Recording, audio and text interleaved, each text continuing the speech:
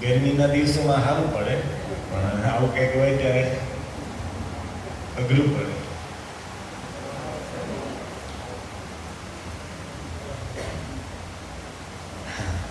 કચરું તેને સારું, માણસો વખતા પર ફૂલનો વરસાદ કરે ને કચરું વરસે.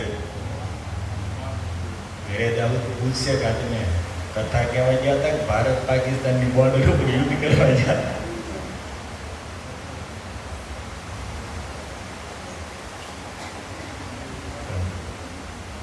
બહુ પાવન દિવસ છે આજે. એક તો સીતાજીનો જન્મ દિવસ છે, સીતા નવમી. બીજું જાહ્નવા માતા નિત્યાનંદ પ્રભુના ધર્મપત્ની, જેને સાક્ષાત કૃષ્ણ ભક્તિ સ્વરૂપા કીધું છે, એવા જાહ્નવા માતાનો પણ જન્મદિવસ છે. અને સાથે મધુ પંડિત ગોસાઈજી, એક મહાન સંત થયા વૃંદાવનના, એમનો આજ તિરોભાવ દિવસ છે. તો પહેલાં થોડું આપણે મધુ પંડિત અને જાહ્નવા માતાનું સ્મરણ કરીએ અને પછી સમય રહી અનુસાર આપણે કંઈક સીતાજીના જન્મની, એના કર્મની કથા સાંભળીશું. મજા આવી રહી છે.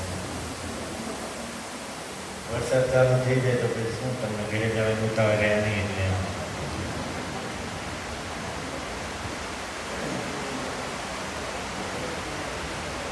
તો મધુ પંડિત, એમનું નામ તમે સાંભળ્યું છે. વૃંદાવનમાં મધુ પંડિતજીની સમાધિ, લગભગ ઘણા આચાર્યોની સમાધિ છે, એમાં સૌથી મોટી સમાધિ મધુ પંડિતજી છે. બંગાળમાં જે રહેતા હતા અને કૃષ્ણ કથા સાંભળવાનો પ્રભાવ જીવનમાં એવો થયો કે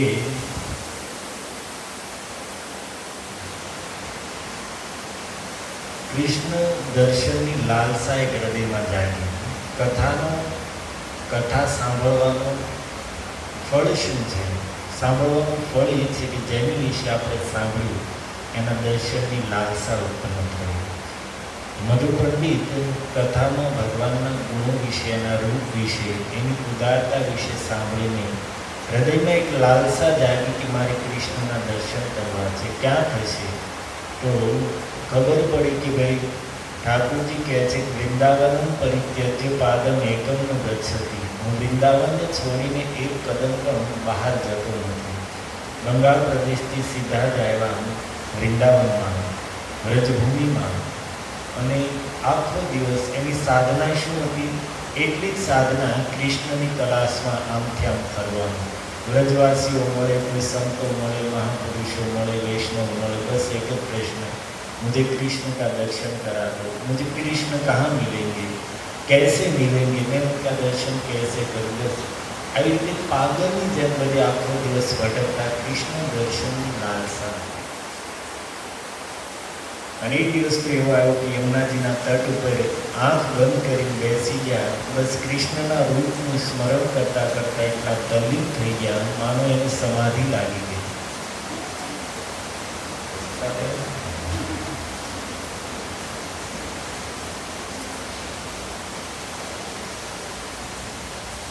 તો આની સમયે યમુનાજીમાં પૂર આવ્યું. વર્ષાનો સમય હતો અને યમુનાજી બે કાંઠેથી એવી રીતે વહેતા હતા કે બંને કિનારાઓને તોડી તોડીને યમુનાજી વહી રહ્યા હતા અને કિનારાઓની ભેખડો પડીને અંદર ભળી રહી હતી. યમુનાજીનો તટ વધી રહ્યો છે. ધીરે ધીરે યમુનાજી મધુ પંડિત જ્યાં બેઠા છે ત્યાં સુધી પહોંચી ગયા. મોટી મોટી તિરાડો તળિયા ઉપર, કિનારા ઉપર પડેલી છે. અને ભગવાન કૃષ્ણે વિચાર કર્યો કે હવે જો થોડી દેર થશે તો યમુનાજી મધુ પંડિતને પણ બહારી જશે. તો ઠાકોરજીએ વંશીનો નાદ કર્યો અને ભુવન મોહન, જે વંશી સાંભળીને શિવજીની સમાધિ છૂટી જાય, બ્રહ્માજી ભાન ભૂલી જાય, બ્રહ્માજીની સૃષ્ટિની આખી પ્રકૃતિ ફરી જાય, જળ હોય સ્થાવર થઈ જાય, સ્થાવર હોય જંગમ થઈ જાય. અને વિશ્વ મોહની બાંસુરીનો અવાજ સાંભળીને મધુ પંડિત આંખ ખોલીને સીધા ભાગ્યા. જે દિશામાંથી અવાજ આવતો હતો એ દિશા તરફ દોડીને જ્યાં પહોંચ્યા તો જ્યાં જે વંશી વચ્ચે એ જ સ્થાન પર ઠાકોરજી ઊભા છે, સુંદર વંશીનો નાદ કરી રહ્યા છે. વર્ષોથી જેની તલાશ હતી, જેની માટે પાગલની જેમ ફરતા હતા, એ ભગવાન સામે ઊભા છે. મધુ પંડિત આંખ ભરીને દર્શન કરીને ઠાકોરજીને પકડી લીધા કે હવે હું તમને છોડીશ પણ નહીં અને જવા પણ નહીં દઉં. ભગવાન કે મધુ પંડિત, તમે શું માંગો મારી પાસેથી? મને મુક્ત કરવાનું શું માંગશો? તો કે કાંઈ નહીં, બસ તમે હવે માંડ કેટલા વર્ષોની લાલસા પછી આજ તમે પકડમાં આવ્યા છો, હવે હું મૂકીશ નહીં, હવે તમારે હંમેશા મારી સાથે જ રહેવું પડશે. ભગવાન કહે છે કે મધુ પંડિત, આ કળિયુગ છે, હું પ્રગટ રૂપથી રહું તો સંભવ નથી, પણ તમારી ઈચ્છા પણ પૂર્ણ થાય છે. હું વિગ્રહના રૂપમાં તમારી સાથે રહીશ. એટલું કહી ઠાકોરજી સાક્ષાત પોતાના સ્વરૂપથી મધુ પંડિતના હાથમાં વિગ્રહના રૂપમાં, અને એમનું જ નામ આપ્યું ગોપીનાથજી. તો આજે વૃંદાવનના સુંદર મંદિર છે, દર્શન કર્યા છે રાધા ગોપીનાથ. રાધા રમણજીનું મંદિર છે એની બાજુમાં છે, અને ત્યાં પાસે જ મધુ પંડિતજીની સમાધિ છે. તો ગોપીનાથજી પ્રગટ થયા પછી રાધા રાણીને એની પાસે પધરાવવામાં આવ્યો તો રાધા ગોપીનાથજી થયા. અને એક વખત જાનવા માતા, જેનો આજે જન્મદિવસ છે, નિત્યાનંદ પ્રભુના જે પત્ની છે, બે પત્નીઓ હતા નિત્યાનંદ પ્રભુને, જાનવા માતા અને વસુધા માતા. પહેલા અવધૂત હતા. નિત્યાનંદ પ્રભુ અવધૂત હતા. સંન્યાસમાં પણ જે ઉપર ઉઠેલા હોય એને અવધૂત કહેવાય. પણ મહાપ્રભુએ કીધું કે નહીં, વૈષ્ણવ પરંપરા આગળ ચલાવવા માટે ગોસાએ તમારે વિવાહ કરવા પડશે, કારણ કે તમારી બંને અર્ધાંગનીઓ, નિત્ય અર્ધાંગનીઓ રેવતીજી અને વારુણી બંને પ્રગટ થયા છે, તો તમારે વિવાહ કરવા પડશે. તો જાનવા માતા મનમાં ઈચ્છા થઈ કે મારે ગોપીનાથ ભગવાનની પાસે, કારણ કે તત્વથી ભગવાન કૃષ્ણની મંજરી હતા, અનંત મંજરી. ગોપીઓને સેવામાં, જે રાધા રાણીની સેવામાં સહાય કરવા હોય અષ્ટ સખીઓ છે, અને સખીઓને પણ જે સહાય કરે એને મંજરી કહેવાય. તો અનંગ મંજરીથી જાનવા માતાના રૂપમાં પ્રગટ થયા હતા. તેની ઈચ્છા છે કે મારે ગોપીનાથજીની પાસે બિરાજમાન થવું છે. તો પોતાનો જ એક સુંદર ધાતુનો વિગ્રહ અર્થાત મૂર્તિ બનાવી, અને પરમેશ્વરી દાસ ઠાકોર કરીને એક ભક્ત હતા, એમના હાથે થોડી સંપત્તિ આપીને કીધું કે જાઓ અને ગોપીનાથજીના વામ ભાગમાં, ડાબી બાજુમાં મને બિરાજમાન કરો. અને આ બાજુ જાનવા માતા દ્વારા સ્વપ્નમાં, અને ભગવાન ગોપીનાથે સ્વપ્નમાં એના પૂજારીઓને પણ કહી દીધું કે અનંત મંજરી વિગ્રહના રૂપમાં જાનવા દેવી મારી પાસે આવે છે, તો વામ ભાગમાં એને સ્થાપિત કર્યો. તો ભગવાનના આદેશ અનુસાર પૂજારીઓએ રાધા રાણી જે વામ ભાગમાં હતા ગોપીનાથજીના, એને દક્ષિણ ભાગમાં લઈ લીધા, અને આ જાનવા માતાએ જે પોતાની મૂર્તિ મોકલી હતી એને વામ ભાગમાં બિરાજમાન કરી, અને સેવા થવા માંડી. પણ હવે રાધાજીને માન થઈ ગયું, કારણ કે એની જગ્યા હતી અનંત મંજરી, જાનવા માતાએ લઈ લીધી. તો પૂજારીઓ શ્રૃંગાર કરે પણ શ્રૃંગાર ટકે નહીં, બાંધવા માટે ગમે એટલો પ્રયાસ કરે પણ નીચે આવી જાય, બીજો શ્રૃંગાર કરે તો એ પણ તૂટી નીચે પડે. એટલે પૂજારીઓ થોડા દિવસમાં સમજાઈ ગયા કે રાધા રાણી નારાજ છે. રાધા રાણી નારાજ છે કારણ કે શ્રૃંગાર કોઈ ટકતો નથી, અને એના મુખના હાવભાવ પરથી સ્પષ્ટ લાગે છે કે એ નારાજ છે. તો શું કરું? પછી બધા ભક્તોએ ભેગા મળીને સમાધાન કર્યું કે રાધા રાણીને એના મૂળ સ્થાન વામ ભાગમાં લઈ લઈએ, અને જાનવા માતા છે એને જમણી બાજુ લઈ લઈએ. અને એ પ્રમાણે કર્યું. તો પછી રાધા રાણી શાંત થઈ ગયા, શ્રૃંગાર ધારણ કરવા માંડ્યા. પણ થોડા દિવસ ત્યાં એટલે રાધા રાણી તો એકદમ કૃપાળુ છે, જાનવા પણ મારી જ સેવિકા અનંત મંજરી છે, તો એની ઈચ્છા હોય તો ભલે વામ ભાગમાં રહે. તો રાધા રાણીએ સ્વયં સ્વપ્નમાં પૂજારીઓને કીધું કે એને વામ ભાગમાં લઈ લો અને મને જમણી બાજુ લઈ લો. તો આજે પણ તમે વૃંદાવન જાઓ, ગોપીનાથ મંદિર જે પ્રખ્યાત અને પ્રાચીન મંદિર છે, એમાં દર્શન કરવા જશો તો ગોપીનાથજી વચ્ચે છે, અને એના વામ ભાગમાં રાધા રાણીની જગ્યાએ જાનવા માતા છે, અને જમણી બાજુ રાધા રાણી બિરાજમાન છે. તો બંનેની સાથે જ આજે મધુ પંડિતનો તિરુભાવ દિવસ છે અને જાનવા માતાનો જન્મ દિવસ છે અને બંનેની કથા પણ સાથે.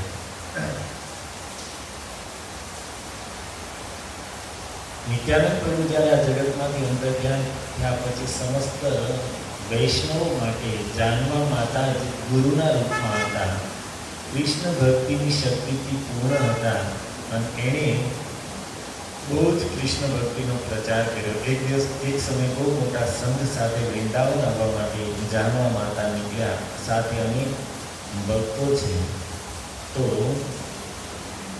રસ્તામાં એક ગામ આવ્યું, ત્યાં જાનવા માતા બૃહદ ગ્રામ, તો ત્યાં જાનવા માતા થોડા દિવસ માટે રોકાણા. ત્યાંની વૈષ્ણવ હતા, તો એવી નિત્ય સવારે સાંજે જાનવા માતાના દર્શન માટે આવે, પ્રણામ કરે, કંઈક સેવા કરે, કંઈક એની પાસેથી સાંભળે. તો એ ગામમાં શાક્ત સંપ્રદાયના ઘણા લોકો હતા. કોની ઉપાસના કરતા? ચંડી દેવી. ચંડી દેવીના ઉપાસકો બહુ હતા.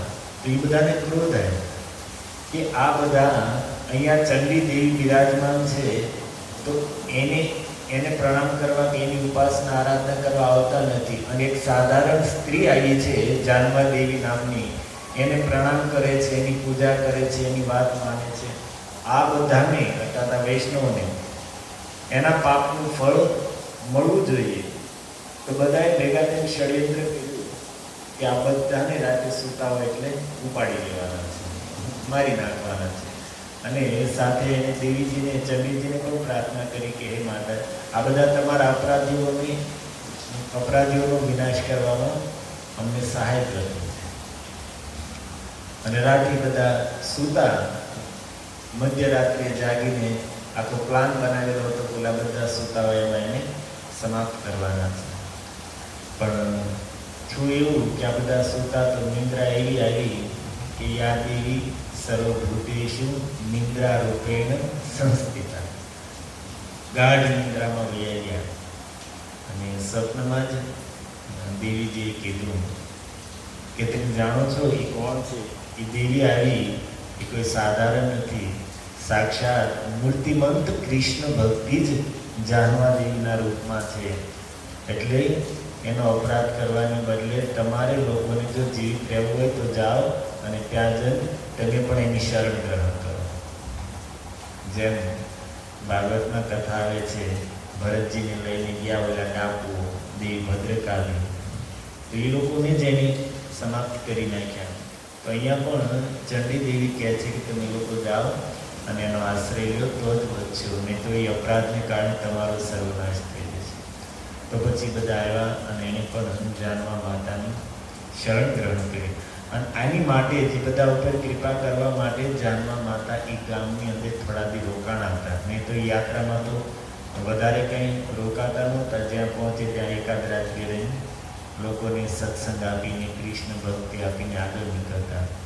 આજે પણ તમે લોકો વૃંદાવન ગયા હો, ગોવર્ધનની પરિક્રમા કરી હોય તો રાધાકુંડમાં જાનવા માતાની બેઠક છે. રાધાકુંડમાં વચ્ચે રઘુનાથ દાસ ગોસ્વામીની જ્યાં સમાધિ છે ત્યાં એક નાનું એવું ખબર છે ને, ચબૂતરા જેવું છે.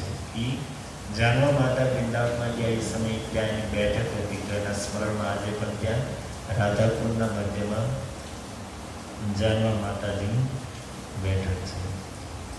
તો એનો આજ જન્મદિવસ છે.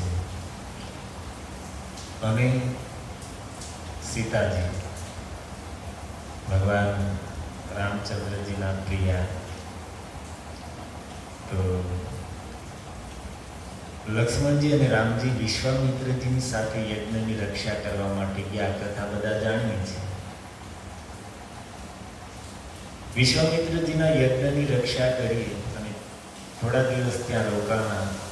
રોજ રામ લક્ષ્મણ અનેક ઋષિમુનિઓ સાથે બેસીને, રાત્રિનો સમય છે, સાંજના સમયે વિશ્વામિત્રજી પાસેથી પુરાણોની કથા સાંભળતા. વિશ્વામિત્રજી અનેક કથાઓ કહેતા અને એમાં એક દિવસ ચર્ચા ચાલી કે જનકપુરમાં યજ્ઞ થઈ રહ્યો છે, ધનુષ્ય યજ્ઞ. તો લક્ષ્મણજીએ સહજમાં પૂછ્યું, ભાઈ ધનુષ્ય તો ઘણા હોય, કેવું ધનુષ કે એની માટે એટલો મોટો યજ્ઞ થઈ રહ્યો છે? તો કે પિનાક ધનુષ છે, શિવજીનું ધનુષ, મહાદેવજીનું ધનુષ્ય. અને ત્યાં કઈ રીતે? તો આખો ઇતિહાસ સંભળાવે છે કે કઈ રીતે ત્રિપુર મૈદાનવે બનાવેલા એક 3 નગર વિમાન હતા, પણ એટલા વિશાળ હતા, સાક્ષાત નગર જેવા લાગે. અને એક લોખંડનું, એક સોનાનું અને એક ચાંદીનું હતું. મૈદાનવે પોતાના 3 પુત્ર હતા, 3ને એક વિમાન આપી દીધું.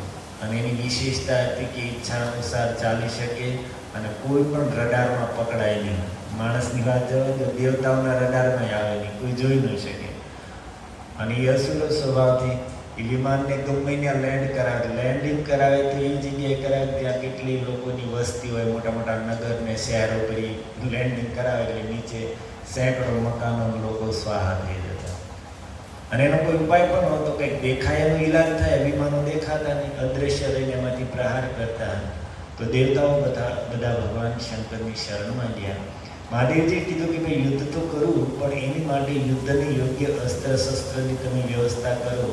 તો દેવતાઓની પ્રાર્થનાથી વિશ્વકર્માજીએ પર્વતોનો સાર ભાગ કાઢીને એમાંથી એક કઠોર, વિશાળ અને અત્યંત ભારી ધનુષ બનાવ્યું. અને એનું નામ જ હતું પિનાક. અને ભગવાન શંકરને આપવામાં આવ્યું યુદ્ધ માટે. અને પિનાક ધારણ કરવાને કારણે શિવજીનું નામ પડ્યું પિનાકી અથવા તો પિનાક પાણી. અને પછી એ જ પિનાક ધનુષ્યથી શિવજી 3 નગરોને અર્થાત વિમાનોને તોડીને અસુરોનો સંહાર કર્યો. અને પછી જનક મહારાજ નિમિ વંશમાં 6ઠી પેઢીએ એક રાજા થયા. અને શિવજીએ પ્રસન્ન થઈને એ ધનુષ્ય હતું એ રાજાને આપી દીધું. અને ત્યાંથી પછી ધનુષ્ય મહા મુશ્કેલીએ, એમ કહેવાય છે કે લગભગ 5000થી પણ વધારે શક્તિશાળી સૈનિકો મહા મુશ્કેલીથી ધનુષને જનકપુરના અંતઃપુરમાં રાજમહેલમાં લાવ્યા. ત્યાં એક વિશાળ વેદિકા, એની માટે આસન જેવું બનાવ્યું અને એની ઉપર ધનુષને મૂકવામાં આવ્યું. અને પછી ભગવાન શંકરનું જ સ્વરૂપ અથવા તો એનું જ પ્રતીક માનીને એ નિમિ વંશમાં, જનક મહારાજના વંશમાં જે રાજાઓ થયા એ બધા ભગવાન શંકરનું સ્વરૂપ માનીને એની નિત્ય પૂજા કરતા. એટલે કથા સાંભળતા લક્ષ્મણજીના મનમાં એમ થયું કે ધનુષ્ય પૂજા કરવાની વસ્તુ છે કે ઉઠાવવાની વસ્તુ છે? વિશ્વામિત્રજી કહે છે, રાજકુમાર લક્ષ્મણ, એ કોઈ સાધારણ ધનુષ્ય નથી. ભગવાન શંકરે ધારણ કરવાને કારણે પણ દિવ્ય છે. જનક વંશમાં પેઢીઓથી એકથી મોટા એક જ્ઞાની રાજાઓ થયા, એ બધા જ ધનુષ્યની પૂજા કરે છે. અચ્છા, એ ધનુષ્ય કેટલું ભારી છે? લક્ષ્મણજીએ પ્રશ્ન કર્યો કે વજનમાં કેટલું હશે? તો કહે છે કે લક્ષ્મણ ખબર નહીં, કારણ કે આજ સુધી કોઈ એને ઉપાડ્યું હોય એવું કાંઈ સાંભળવામાં આવ્યું નથી. કોઈ કે ઉપાડ્યું હોય તો ખબર પડે વજન કેટલું છે. એક વખત એવું સાંભળવામાં આવે છે કે જનક મહારાજની પુત્રી ભૂમિજા, એની ધનુષ્ય ઉપાડ્યું હતું. ભૂમિજા સાંભળ્યું તો રામજીના અંદર પણ જિજ્ઞાસા થઈ કે ભાઈ ભૂમિજા અર્થાત તો કે ભૂમિમાંથી જન્મ છે, કઈ રીતે? તો ત્યાંથી કથા ચાલી કે રાવણે એક વખત પોતાના અસુરોને મોકલ્યા અને કીધું કે જાઓ, દંડકારણ્યમાં જે ઋષિ મુનિઓ રહે છે એ બધાને જઈ સમાચાર આપો, એ બધાને મેસેજ આપો કે તમારે બધાને અહીંયા રહેવું હોય તો આ જગ્યા મહારાજ રાવણની અધીનતામાં છે, તો તમારે યા તો કર ચૂકવવો પડશે, નહીં તો આ જગ્યા ખાલી કરી નીકળી જાય. રાવણનો આદેશ સાંભળીને એ બધા અસુરો આવ્યા. લંકામાંથી ભારતમાં આવતા સૌથી પહેલા દક્ષિણમાં અગત્ય મુનિનો આશ્રમ છે, પહેલો જ આશ્રમ અગત્યજીનો પડે. તો એ અગત્યજીના આશ્રમ આવ્યા અને કીધું કે મહારાજ, રાવણનો આદેશ છે કે તમારે ત્યાં રહેવું હોય તો તમારે બધા ઋષિઓને તપસ્વીઓને કર ચૂકવવો પડશે. અગસ્ત્યજી કહે છે ભાઈ કર અને ઋષિઓ પાસેથી, અરણ્યમાં રહેવાળા ઋષિઓ પાસેથી પણ મહારાજ રાવણને હવે કર જોતો છે. અગસ્ત્યજી થોડા ક્રોધિત થઈને કહે છે કે અમે તપસ્વી ઋષિઓ છીએ, વારે વારે કોઈને શાપ આપીને ક્રોધ કરીને અમારી તપસ્યા નષ્ટ ન કરી શકીએ, પણ એક વખત જ એવો ઈલાજ, એવો કર આપીએ કે ફરી વખત વારંવાર આને કર માંગવો ન પડે. એટલું કે અટ્ટહાસ કરીને અગસ્ત્યજી એક ઋષિને કહે છે કે માટીનો ઘડો લાવો, અને મોટું મટકું કે કુંભ લઈને આવ્યા. અને અગસ્ત્યજી પોતાની જંઘા ઉપર ચીરો પાડીને એમાંથી ખૂનના બિંદુઓ એ કુંભની અંદર, ઘડાની અંદર નાખ્યા. અને બધા જ તપસ્વીઓ ત્યાં રહેવાવાળા હતા એને કીધું કે તમે બધા પણ રાવણને કરના રૂપમાં આમાં પોતપોતાના લોહીના બિંદુઓ નાખો. સહસ્ત્ર ઋષિઓ તપસ્વીઓ ત્યાં રહેતા હતા, બધાએ એ ખૂનના બિંદુઓ નાખી નાખો. ગઢ ભરાઈ ગયો, એનું મોઢું પેક કર્યું.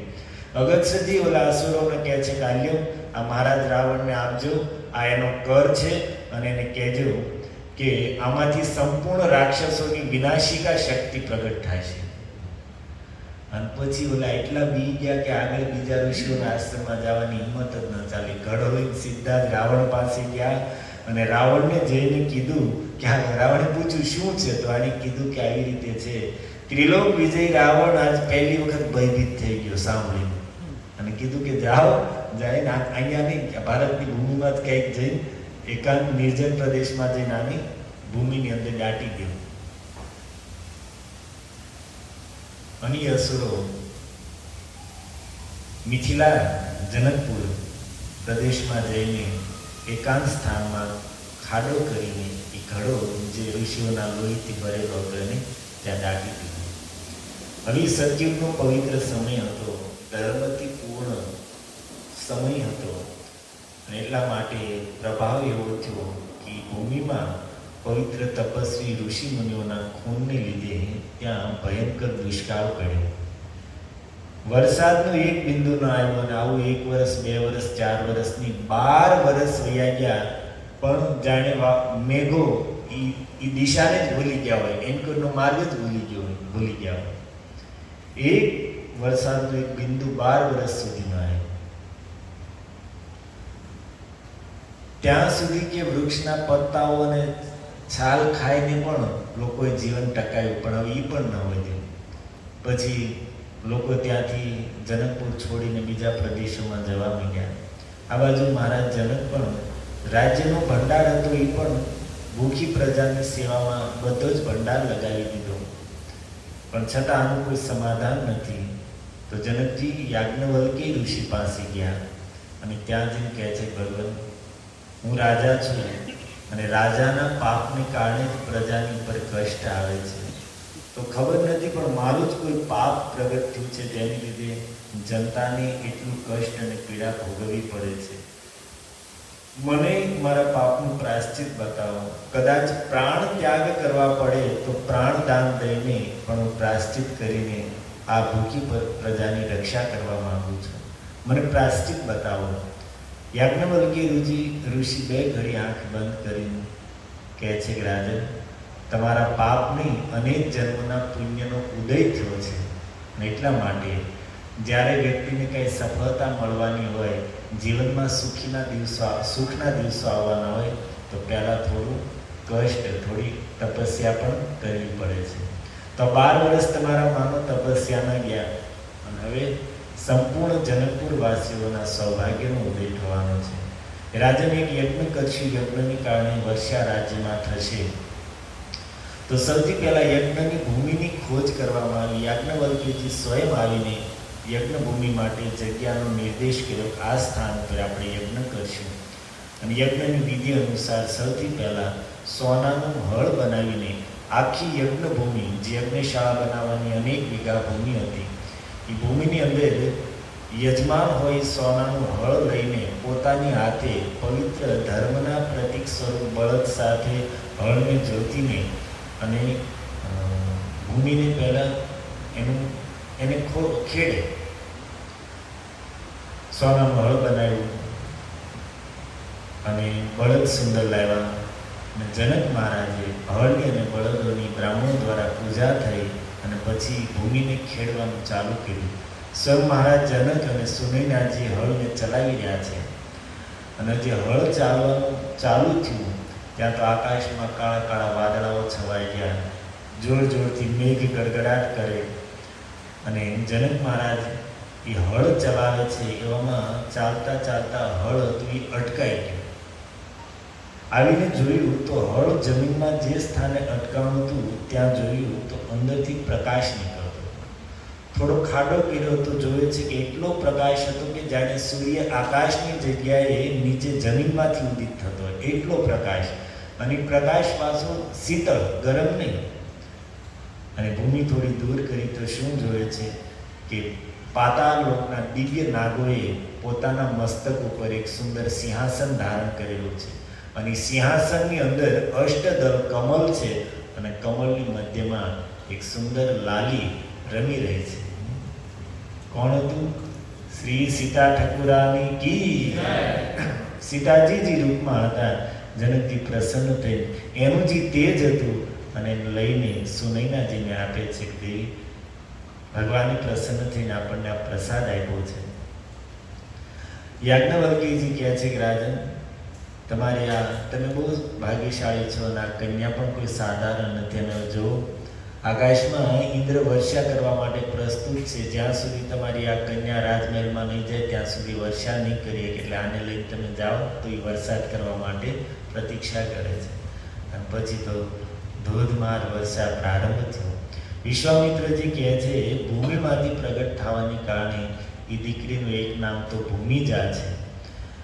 અને હળનો આગળનો ભાગ હોય એને સંસ્કૃતમાં સીત કહેવામાં આવે. અને સીતથી પ્રગટ થવાને કારણે એ કન્યાનું એક નામ સીતા રાખવામાં આવે.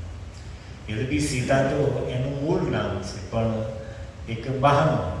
જે રીતે આપણે ગર્ગાચાર્યજી ભગવાન કૃષ્ણનું નામકરણ કરવા માટે આવે તો શું કહે છે કે હે નંદજી, તમારો આ પુત્ર પ્રત્યેક યુગમાં પ્રગટ થાય છે. અલગ અલગ રંગ ધારણ કરીને, અલગ અલગ વર્ણ ધારણ કરીને પ્રગટ થાય છે.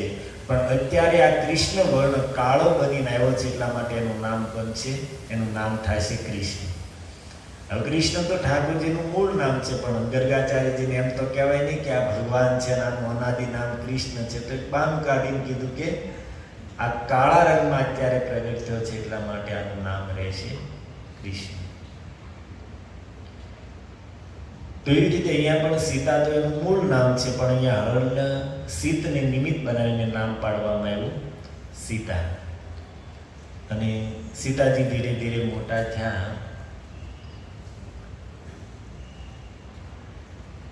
મોટા વિવાહના થયા ત્યારે એની ઉંમર કેટલી હતી જાણો છો? 6 વર્ષના હતા સીતાજી. એટલે એ પહેલાની આ લીલા છે. લગભગ ધીરે ધીરે મોટા થતા થતા 5 વર્ષના થયા એ સમયની વાત છે. વિશ્વામિત્રજી કથા સંભળાવે છે. ક્યાંથી કથા પ્રારંભ થઈ કે ધનુષ્ય કોઈ ઉઠાવેલું, ત્યાંથી કથા ચાલુ થઈ.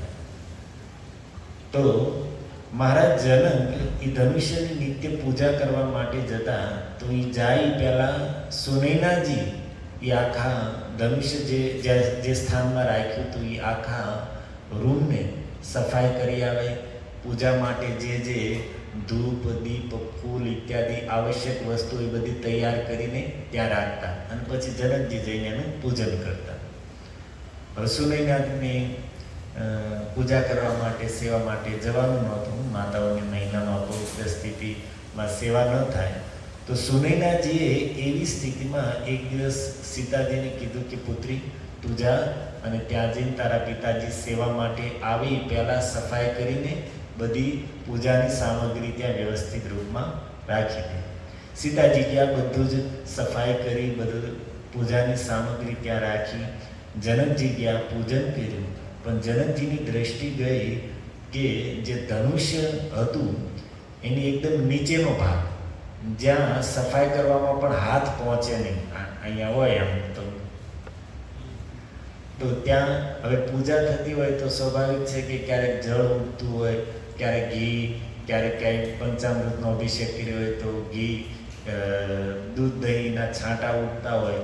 અને એની પર ધૂળ લાગે. હવે ત્યાં સુધી હાથ પોગે નહીં તો સફાઈ થતી નહીં, તો ત્યાં એક મેલની એક રેખા બની ગયેલી હતી સાવ નીચે. પણ બીજો કોઈ ઉપાય તો હતો નહીં. એ ક્યાંય આગુ પાછું કરીને સફાઈ થઈ તો એટલું ભારે જ હતું. પણ આજ જનકજીએ જોયું કે આખી જે મેલની રેખા બનેલી હતી એનું નામો નિશાન નથી, એકદમ નીચેથી પણ સફાઈ થયેલી છે. તો પૂજા કરીને બહાર આવ્યા અને સુનૈનાજીને કહે છે કે દેવી, આજ કોણ ગયું તું સફાઈ કરવા માટે? કારણ કે જનકજીના મનમાં એટલો આશ્ચર્ય હતા, એટલા એના મુખ ઉપર એક આશ્ચર્યની રેખા હતી કે સુનૈનાજીએ સાંભળ્યું કે એને એમ થયું કે સીતા ગઈ હતી, પણ શું એનાથી ક્યાંય ભૂલ થઈ છે? તો ક્યાં છે સીતા? ઉર્મિલાજી ત્યાં જ હતા કે હું દીદીને બોલાવીને આવું છું. ઉર્મિલાજી એટલા માટે ગયા કે એને એમ લાગ્યું કે પિતાજી આજ દીદીને કંઈક ખીજાશે, એને કંઈક ભૂલ કરી છે. તો એ ત્યાં જઈને એને પહેલેથી જ કહી દીધું, દીદી પિતાજી ખીજાય તો તું દુઃખ ને હું એની સાથે લડીશ, ખીજાવા નહીં દઉં, તું દુઃખી નહીં થતી. સમજાવીને લઈને આવે છે. આવીને સીતાજી પ્રણામ કરે, માથે હાથ મૂકીને કે બેટા સફાઈ કરવા માટે તું ગઈ હતી? તો કે હા. તો કે નીચેનો ભાગ છે ત્યાં કઈ રીતે સફાઈ કરી? તો પિતાજી ડાબા હાથેથી ધનુષ્ય ઉપાડ્યું, જમણા હાથેથી સારકી નહીં. અચ્છા, તો સફાઈ થઈ કરી ત્યાં સુધી? તો ત્યાં સુધી અમને પકડી રાખ્યું. અને એના મુખના શબ્દ સાંભળીને સામે સોનીનાજી ઊભા થાય તો સ્ટેચ્યુ થઈ ગયા કે આ મોઢું ફાટ્યું. 5000 સેવકો મહા મુશ્કેલીથી જેને ઉપાડીને આવ્યા હતા અને આજ સુધી જેને કોઈ હલાવ્યું નહોતું, અને એને 5 વર્ષની બાળકી કહે છે કે ડાબા હાથે ઉપાડી, જમણા હાથે સફાઈ કરીને પાછું મૂકી દીધું. જનકજી પાસે બોલવા માટે કાંઈ શબ્દ નહોતા, પણ ત્યાંથી જતા જતા કીધું સુનૈનાજીને કે હવે પછી ક્યારેય સીતાને સફાઈ માટે નહીં મોકલતા. કારણ કે એની માટે પુત્રી હતી, એની માટે જગદંબા નહોતી. એને એમ થયું કે ભાઈ એને કંઈક હાથ વાતમાં ચોટબોટ આવશે. તો એ ભાવથી, એને વાત્સલ્ય ભાવથી કીધું કે હવે એને સફાઈ માટે નહીં મોકલ. પણ ત્યારથી જનકજીની અંદર એક બીજી ચિંતા થઈ. અત્યાર સુધી ચિંતા હતી સીતા એટલા ગુણવાન અને એટલા સુંદર હતા કે લક્ષ્મીજી સૌંદર્યમાં જેની તુલના ન કરી શકી. અને આવી સુંદરી પુત્રી માટે એને યોગ્ય વર ક્યાંથી ખોજવું, એક તો એ ચિંતા હતી. અને એમાં ઉપરથી ચિંતા વધી.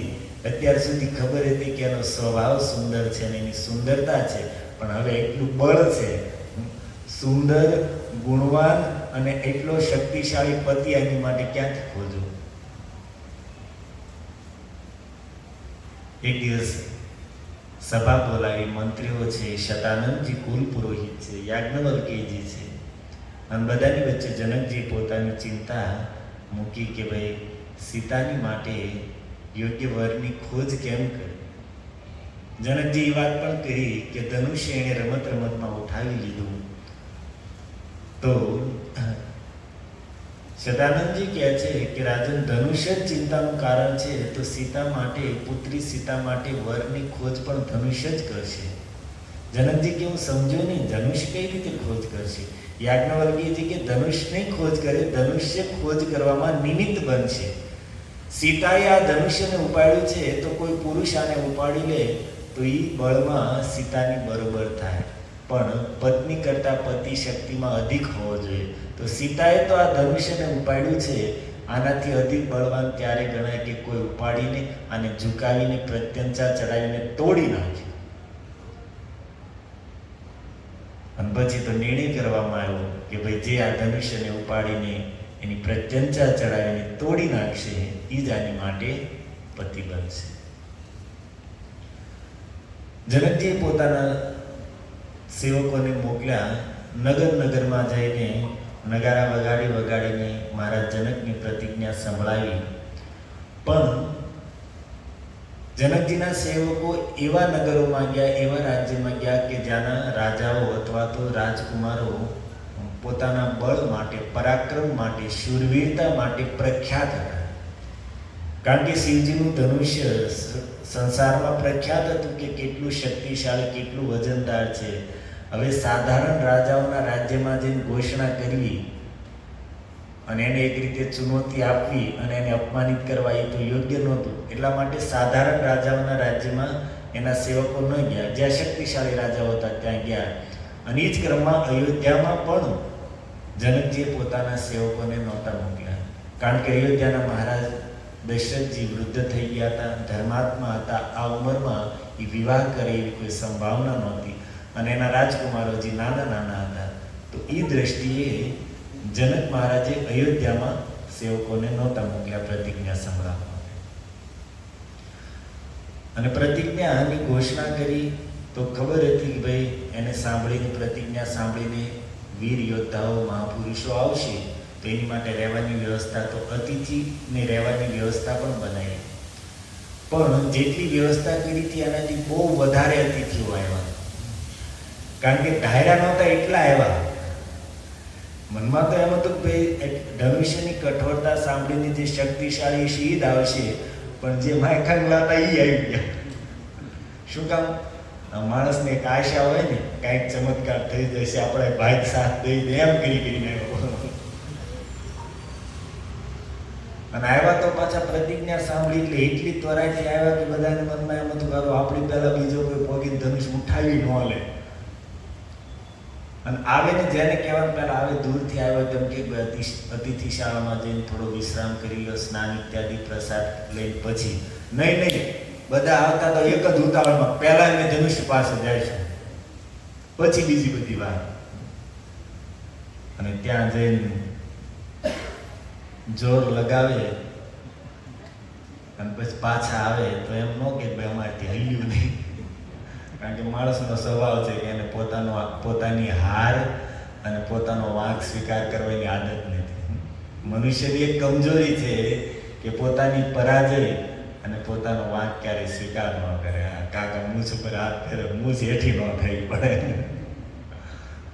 એટલે આવીને એમ કે ભાઈ શિવજીનું ધનુષ્ય છે, આ જનકે જે પ્રતિજ્ઞા કરી છે ને એ આપણને લોકોને શિવદ્રોહી બનાવવા માટે. શિવજીનું ધનુષ્ય તોડીને આપણે શિવજીના દ્રોહી થઈ જઈએ. કોનામાં એવું સાહસ છે કે શિવદ્રોહી થઈને આ જગતમાં રહી શકે? એટલે અમે તો જઈને ખાલી ધનુષ્યને પ્રણામ કરી દઈએ.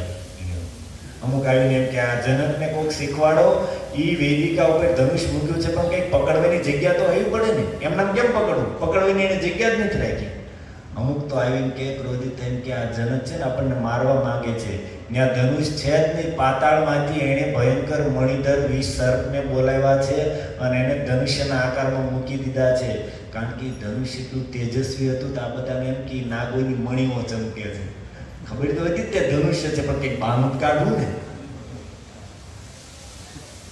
આવા બાના કાઢી કોઈએ સ્વીકાર ન કર્યો કે અમારથી હલ્યું નહીં. અને આવીને પછી તો કોઈ અતિથિ શાળામાં જાય નહીં. આવે એટલે હું બધા ધનુષ પાસે જાય, ધનુષ હલે ને એટલે પાછા નારાજ થઈને સીધા નીકળી જતા. અને થોડો સમય તો એવું આવેલું કે રોજ અસંખ્ય રાજકુમારો રાજાઓ આવે અને અસંખ્ય તો આ પાછા અહીંયાથી જે જાતા હોય ને સામા મળે એટલે ઓલા પૂછે કેમ થયું? તારું બહુ વજનદારી ધનુષ. એટલે અમુક તો એમ થાય કરો આપણી કરતા બળવાન છે, એમથી ન ગયો એટલે આપણે એમ કેમ ખોટે ખોટું ઉપાસને પાત્ર થવા દો, બિચારા પાછા વળી જાય. ધીરે ધીરે આ ક્રમ ઘટતો ગયો. શરૂઆતમાં બધા બહુ આવ્યા, પછી ધીરે ધીરે ક્રમ ઓછો થતો ગયો. બાણાસુર આવ્યો, 500 ભુજાઓ છે પણ એને ધનુષ ઉઠાવવાનો પ્રયાસ ન કર્યો. એ તો ભગવાન શંકરના ઉપાસક છે. આવીને પ્રણામ કરીને ત્યાંથી નીકળી ગયા. રાવણ આવ્યો, રાવણે બહુ જોર લગાવ્યું પણ ધનુષ હલ્યું નહીં. એટલે ભય હતો કે આ પરાજય થાય છે તો આ કઈ શાંતિ જાય છે નહીં, આ ઉત્પાદ તો કરતો જ જાય છે. પણ એ વખતે ઠાકોરજીની કૃપા રે કે આકાશવાણી થઈ કે રાવણ તારી બહેનનું વિદ્યુત જીવ નામના અસુરે અપહરણ કરી લીધું છે. એટલે રાવણને બાનું મળી ગયું ને ભાગવાનું ગયો.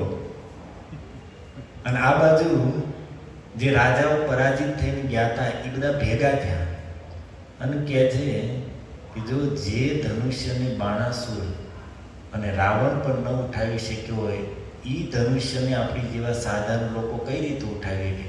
આ જનકે જાણી જોઈને આપણને લોકોને અપમાનિત કરવા માટે જ આવી પ્રતિજ્ઞા કરી છે. આપણે એની પાસે બદલો લઈશું, પ્રતિશોધ જનક પાસેથી લઈશું. શું? બધા રાજાઓ ભેગા થયા અને બધાએ ભેગા થઈને જનકપુર ઉપર આક્રમણ કર્યું. જનકપુરને બધી બાજુથી ઘેરી લીધું. આક્રમણ કરીએ કે એટલું તો કોઈ સાહસ ન કર્યું, પણ જનકપુરની આસપાસ સેના લઈને આખું જનકપુર ઘેરી લીધું અને 1 વર્ષ સુધી એમનામ ગયા. કોઈને અંદરથી બહાર ન આવવા દે, બહારથી કોઈને અંદર ન જવા દે, કોઈ જાતનો સામાન જનકપુરથી બહાર ન આવે, બહારથી કોઈ સામાન અંદર ન જઈ શકે. 1 વર્ષ સુધી આમનામ ઘેરો નાખીને પડ્યા રહ્યા એ બધા રાજાઓ. એ જ પ્લાન હતો કે થાકીને જનક જેદી તેદી આપણી પાસે આવશે અને સમાધાન માગશે તેદી કહેશું કે તમારી પુત્રીને કહો કે અમારામાંથી ગમે એકને પતિના રૂપમાં વરણ કરી લે. આ પ્લાનથી એ બધા રાજાઓ 1 વર્ષ સુધી ત્યાં પડ્યા રહ્યા.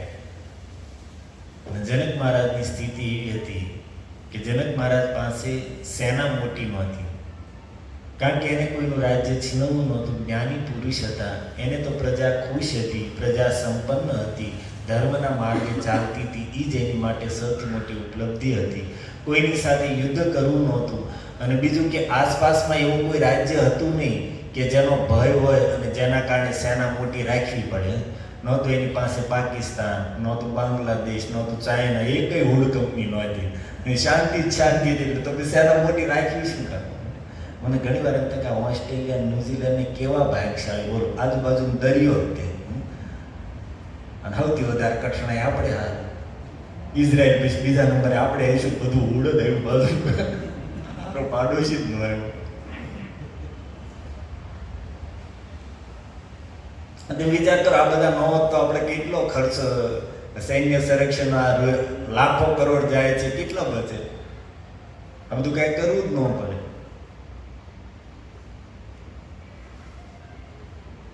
તો જનકજીને આવું કોઈ આસપાસ હતું નહીં, તો સેના રાખવાનો કોઈ અર્થ નહોતો. એટલા માટે જનકપુરમાં સૈન્ય બળ બહુ ઓછું હતું. અને આટલા બધા રાજાઓએ ભેગા થઈને આખું જનકપુર ઘેરી લીધું છે, તો નાની એવી સેનાથી આનો વિરોધ કરવો, આની સાથે યુદ્ધ કરવું એ સંભવ નહોતું. તો જનક મહારાજે નિર્ણય કર્યો કે હું તપસ્યા કરીશ ને દેવતાઓ પાસે સહાય માંગીશ.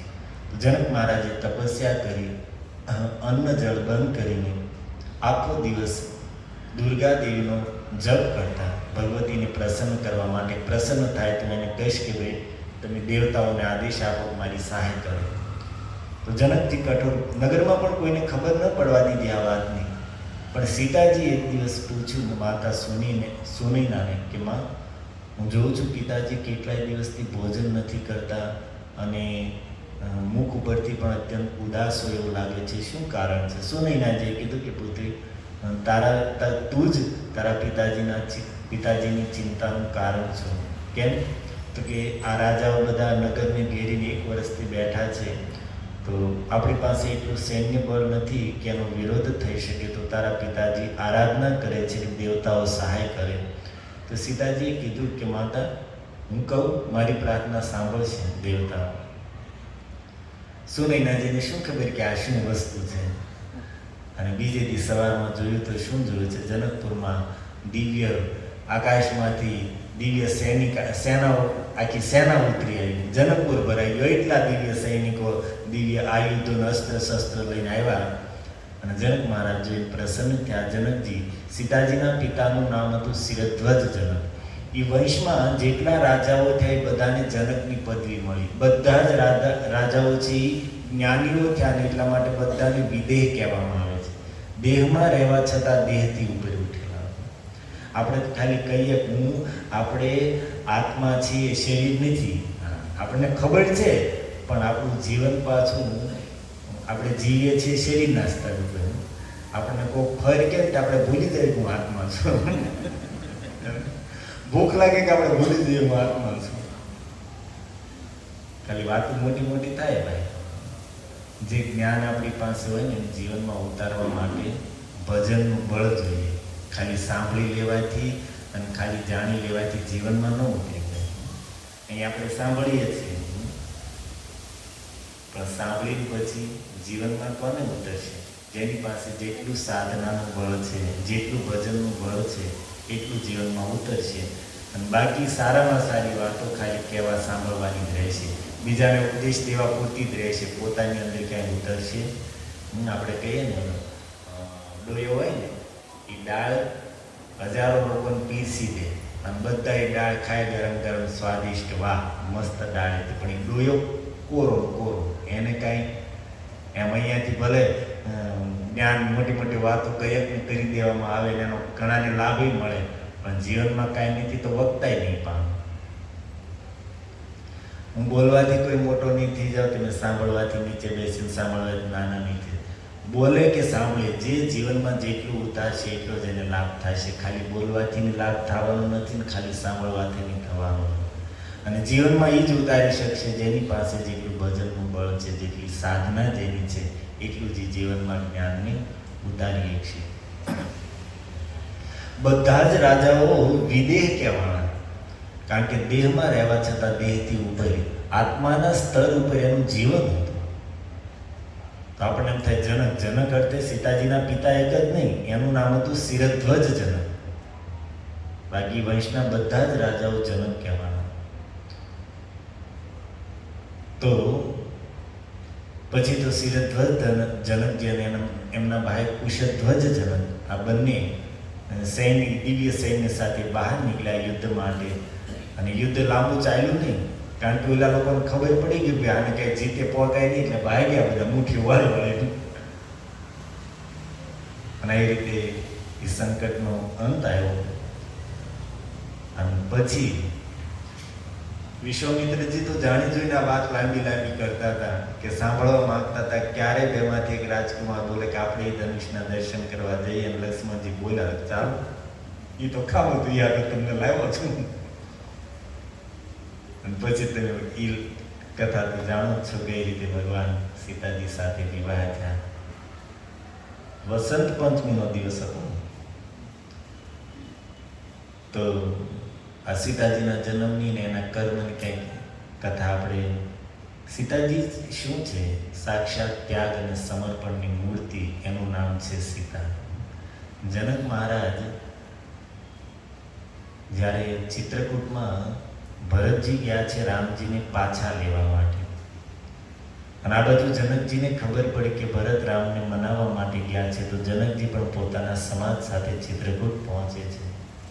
વિવાહ થયા પછી પહેલી વખત સીતાજીને ત્યાં ચિત્રકૂટમાં જનકજી મળે છે. રાત્રિના સમયે ત્યાં મળવા માટે જાય છે. સીતાજીનો એ તપસ્વીનો વેશ ધારણ કરેલો છે.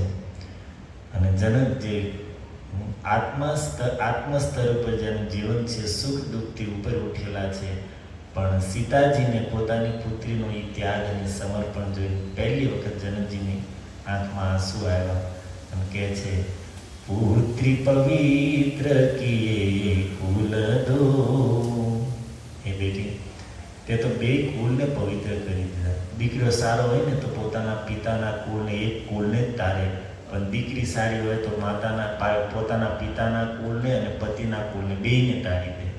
આ જગતમાં ગંગાજીએ 3 જ તીર્થ બનાવ્યા છે, હરિદ્વારમાં, પ્રયાગરાજ અને ગંગાસાગર. પણ તારી કીર્તિરૂપી ગંગાએ તો ત્રિભુવનને તીર્થમય બનાવી દીધું છે. એક સીતાજીના જીવનની એક નાની ઘટના છે, બહુ પ્રેરણાદાયક છે. સીતાજી બચપનમાં એક વખત રાજમહેલમાં રમતા હતા.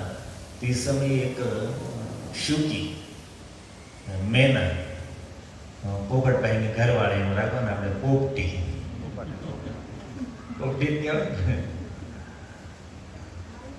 તે શુકી આવીને બારીમાં બેસે અને મનુષ્યની ભાષામાં બોલતી, રાજકુમારી મને ભૂખ લાગી છે, મને તમે ભોજન ખાવાનું આપ કે. તો સીતાજી કહે છે કે તું શું ખાઈશ? દાડમ ખાઈશ કે દ્રાક્ષ ખાઈશ? તો કે બંને ખાઈશ રાજકુમારી.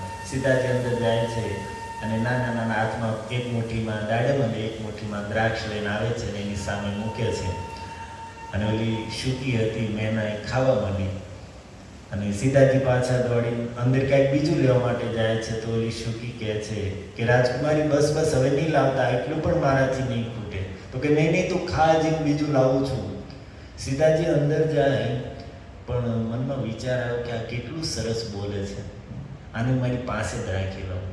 તો પાછા ત્યાં ગયા અને એ ખાતી હતી શુકી, ત્યાં પાછળથી જઈને એને પકડી લીધી. પકડીને પિંજરાની અંદર પૂરી દીધી. સોનાનું વિશાળ પિંજરું હતું અને દરવાજો કર્યો બંધ.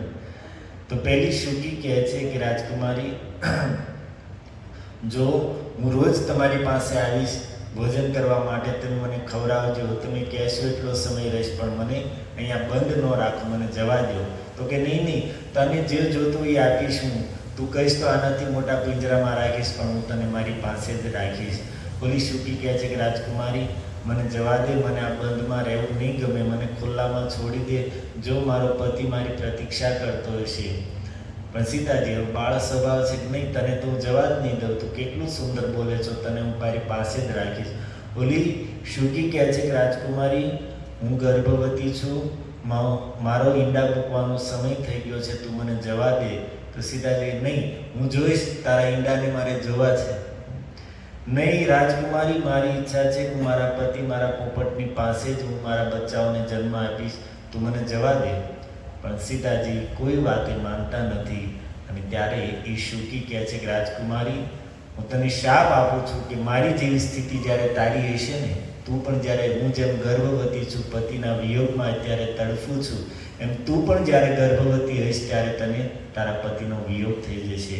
અને હું જેમ મારા પતિના વિયોગમાં મરી રહી છું, એમ તારે પણ અંતિમ સમયમાં તારા પતિથી વિખૂટા રહીને જ શરીર છોડવું પડશે.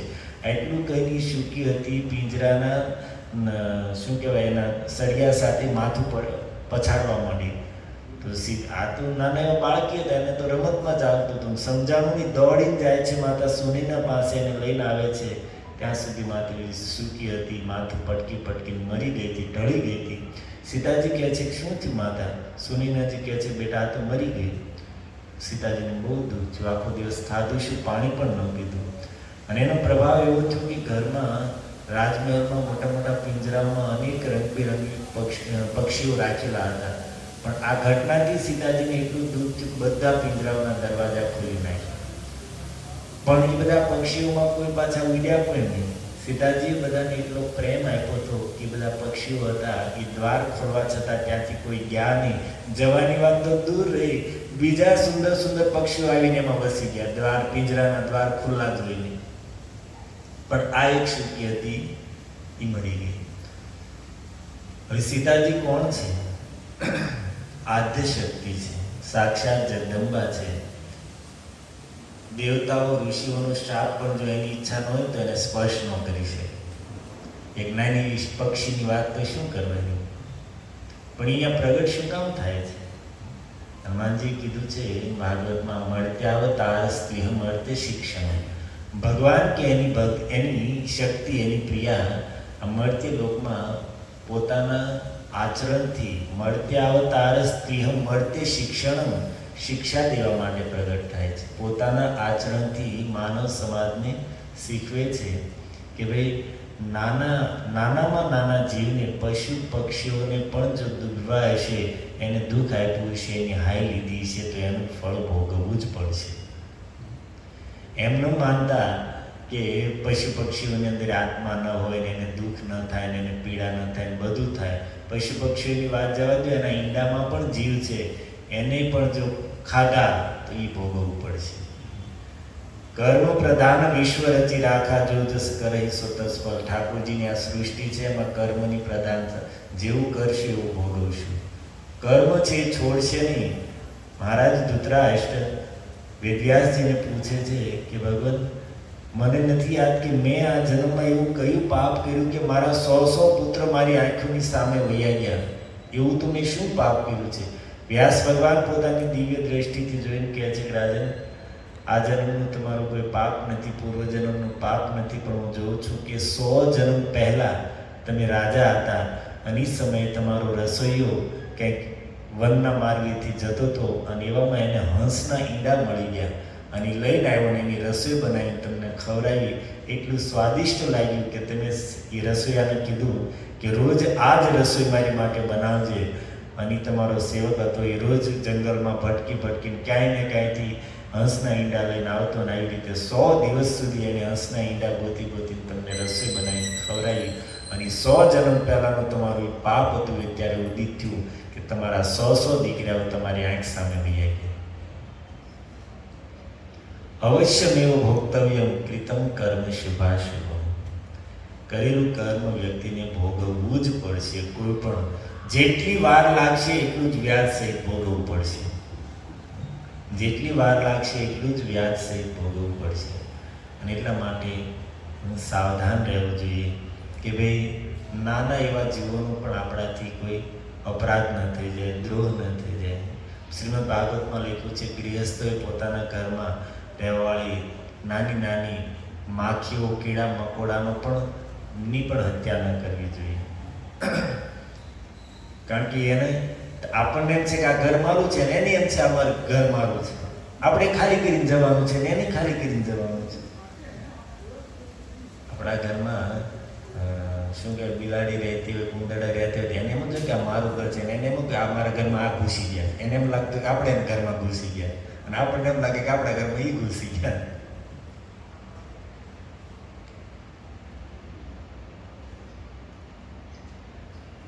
પાંચ મિનિટ હજી એક કથા કહી દો, એ પણ બહુ પ્રેરણાદાયક છે. સીતાજીના જીવનના બધા પ્રસંગો આપણને બહુ મોટી પ્રેરણા આપવા વાળા છે. આપણે શું આમ ગરોળી જોઈ લીધી, બે હાવણી મૂકીને તડફડાઈ ટાળે, આવું સાંભળીએ ખબર પડે કે ભોગવવું પડશે, સાવધાન રહેવું પડશે.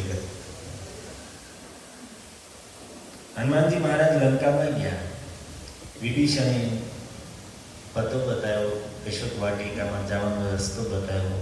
હનુમાનજી અશોક વાટિકામાં આવ્યા. સીતાજી અત્યંત દુઃખી છે, વૃક્ષ ઉપર બેસીને આખી રામકથા સંભળાવી. સીતાજી કહે છે ભાઈ આવી સુંદર કથા સંભળાવી, સામે કેમ નથી આવતા? હનુમાનજી સામે ગયા. વાનરનું રૂપ જોઈને સીતાજીએ મુખ ફેરવી લીધું કે કથા તો મનુષ્યની ભાષામાં સંભળાવીને પ્રગટ વાનર થઈ. તો પહેલા તો એમ થયું કે એક વખત રાવણ સંન્યાસીનો વેશ લઈને મારી સાથે છલ કરી ચૂક્યો છે, ફરી વખત કે વાનરના રૂપમાં પણ મારી સાથે છલ કરવા તો નથી આવ્યો. હનુમાનજી કહે છે કે રામદૂત મેં માતુ જાનકી સત્ય શપથ કરુણા નિધાન કી. કરુણા નિધાન સીતાજીનું પર્સનલ સંબોધન હતું. રામજીને કરુણા નિધાન કરી બોલાવતા હતું. સંબોધન સાંભળીને વિશ્વાસ તો રાવણ વાનર અને મનુષ્યની મિત્રતા કઈ રીતે થઈ, તો હનુમાનજી આખી વાત કરી, કથા કરી. અને પછી સીતાજીને દુઃખી જોઈને હનુમાનજી અનેક પ્રકારે સાંત્વના આપે છે. માતા, અત્યાર સુધી તો પ્રભુને ખબર નહોતી તમે ક્યાં છો, એટલા માટે તમારી ખોજમાં એટલો સમય લાગ્યો, પણ હવે તો અહીંયાથી જઈશ, સમાચાર આપીશ, તરત જ પ્રભુ સેના તૈયાર કરીને અહીંયા આવશે અને તમને તરત જ મુક્ત કરાવશે, હવે વાર નહીં લાગે. અને સાંભળીને એટલા દુઃખના સમયમાં પણ સીતાજીને હસી આવી ગઈ. હનુમાનજી કે શું થયું માતા? પુત્ર, તું કહે છો કે પ્રભુને ખબર નથી કે હું ક્યાં છું, તો શું વૃદ્ધ ઘાયલ જટાયુ એને નહોતું કીધું કે રાવણ મને ઉપાડીને લઈને ગયો છે? શું એ ઋષ્યમુખ પર્વત પર બેઠેલા એ સુગ્રીવ ઇત્યાદિ વાનરોએ નથી પ્રભુને સમાચાર આપ્યા કે રાવણ મને ઉપાડીને ગયો છે? એટલું જ નહીં, આ બધાએ ન કીધું હોય તો જેની માટે વેદ કહે છે યશ્ચ સર્વજ્ઞશ્ચ સર્વવિદ, જે સર્વજ્ઞ છે અને એક એક સૃષ્ટિની ઘટનાના સાક્ષી છે, એક એક વાત જાણે છે, એને શું નથી ખબર હું ક્યાં છું? બધી જ ખબર છે, અને છતાં મને છોડાવશે નહીં. હજી પુત્ર તું અહીંયાથી જઈશ, સમાચાર આપીશ, મારા સમાચાર સાંભળીને રોશે, વિલાપ કરશે, અનેક પ્રકારે દુઃખ પ્રગટ કરશે, પણ ગમે કરવા છતાં મને છોડાવવાનો કોઈ પ્રયાસ નહીં કરે. નાટક કરશે બધી જાતના દુઃખી થવાના, પણ મને મુક્ત કરવા માટેનો એક પ્રયાસ નહીં કરે. કેમ? સીતાજી કહે છે પુત્ર, પ્રભુના વિરહમાં અહીંયા એટલા સમયથી તપી રહી છું, દુઃખ ભોગવી રહ્યું છે, અને દુઃખની કારણે અંતઃકરણ નિર્મળ થયું અને હૃદયમાં વિવેક જાગૃત થયો, અને વિવેકમાં મને મારા અપરાધો દેખાઈ રહ્યા છે કે પ્રભુના પરમ અનુગત, પરમ વૈષ્ણવ લક્ષ્મણ પ્રત્યે મારો અપરાધ છે, અને પ્રભુનો સ્વભાવ છે કે આના ભક્ત પ્રત્યે જ્યાં સુધી અપરાધ કોઈ કર્યો હોય ત્યાં સુધી હું બીજા બધાની વાત જવા દો, સાક્ષાત એની પ્રિયા હું પણ કેમ ન હોઉં, મારો પણ એ સ્વીકાર નહીં કરે, તો બીજાની વાત તો શું કરવાની? જ્યાં સુધી લક્ષ્મણ પ્રત્યે મારા અપરાધનું શમન નહીં થાય ત્યાં સુધી લાખ નાટક કરશે, રોશે, ધમપછાડા કરશે, પણ મુક્ત નહીં કરાવે. તો અહીંયાથી જૈન પુત્ર સૌથી પહેલા તો અનુજ સમેત ગહેહુ પ્રભુ ચરણા. અનુજ સમેત, એ તો સીતાજીને લક્ષ્મણજીના ચરણોમાં પ્રણામ કરવાની શું જરૂર છે? અનુજ સમેત ગહેહુ પ્રભુ ચરણા, લક્ષ્મણજી સાથે પ્રભુના ચરણોમાં પડી મારા અપરાધ માટે ક્ષમા માંગજે. અને પછી લક્ષ્મણજી હનુમાનજી ત્યાંથી ગયા અને જેમ સમાચાર આપ્યા લક્ષ્મણજી માતાએ લક્ષ્મણ અને તમારી પાસે ક્ષમા માંગી છે. અને જેવું સાંભળ્યું રામજી શું કહે છે સુગ્રીવ, અબ કેહી કારણ વિલંબ કરો. જે વિલંબનું કારણ હતું એ અપરાધ તો સમજ થઈ ગયો. અબ કેહી કારણ વિલંબ કરો, હવે કમ વિલંબ કરો, ચાલો. તો આપણને વૈષ્ણવને એક સાવધાન કરે કે કેટલું સીતાજી પોતાના ચરિત્રથી બતાવે છે કે કોઈ વૈષ્ણવ પ્રત્યે અપરાધ થઈ જશે તો લાખ સાધન કરશો, ભજન કરશો, પ્રભુ સ્વીકાર નહીં કરે. અરે કોઈ વૈષ્ણવની વાત જવા દો, સામાન્ય જીવ પ્રત્યે પણ વેર વિરોધ હશે, દ્વેષ હશે તો પણ આપણી ભક્તિ સ્વીકાર નહીં થાય. ભગવદ્ ગીતામાં ભગવાનની 12મા અધ્યાયમાં ભક્તોના લક્ષણ બતાવતા સૌથી પહેલું લક્ષણ શું કીધું? અદ્વેષ્ટા સર્વભૂતાના. કોઈ પણ જીવ પ્રત્યે દ્વેષ ન હોવો જોઈએ. અગર ભગવાનને પ્રસન્ન કરવા છે તો દુશ્મનને પણ પ્રસન્ન કરવો પડશે. પગ પકડવા પડે તો પગ પણ પકડવા પડશે, પણ જ્યાં સુધી સૃષ્ટિમાં એક પણ સાથે દુશ્મનાવટ હશે ત્યાં સુધી ઠાકોરજી નહીં. અઘરી વાત છે પણ જીવનમાં તો ઉતારવી જ પડશે. કોઈની સાથે દ્રોહ વેર શું થયું?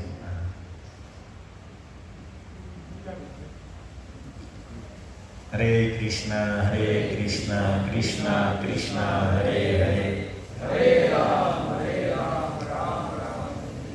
આપણા પ્રયાસથી તો નહીં થાય, પરંતુ બજરંગદાસ બાપા, હનુમાનજી, પ્રભુપાદ મહારાજ, સંતો મહાપુરુષો કૃપા કરે, અનુગ્રહ કરે, એવો સ્વભાવ આપણો થઈ જાય કે આપણને કોઈના દોષ ન દેખાય, કોઈની સાથે વેર નહીં, કોઈની સાથે વિરોધ નહીં.